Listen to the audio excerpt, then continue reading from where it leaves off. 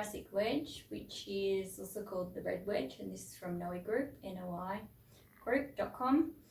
It's fantastic for neural mobilisation, so particularly through the thoracic spine and the cervicals. I also use it a lot when they have neurological restrictions through the lower extremity and even pelvic pain. And it's very, very good just for mechanical stiffness in the thoracic spine, and particularly good for anterior fascial tightness and stiffness. So if this is a little tender, you can use a towel on the top.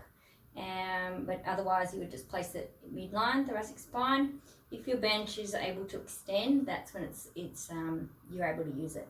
So mid part, extend the bench, and I would suggest doing 3 segments at a time, maximum 6 reps at the barrier.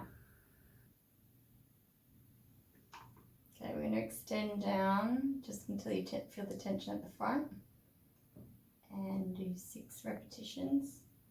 Just at the barrier.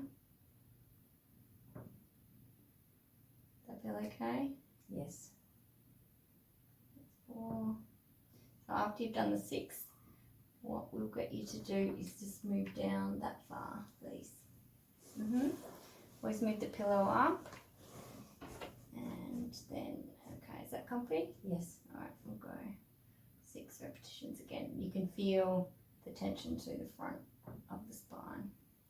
And all the fascial tissues at the front. 6 repetitions, just at the barrier. Watch their face because they do give you clues as to when it's too far. And you would only ever do 3 segments in a row at one time because they can get quite sore afterwards.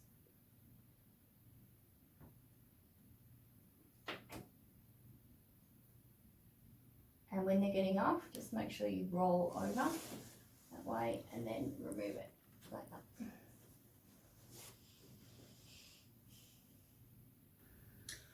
Thanks for watching, and if you want to find out more, head to our website for more details on courses.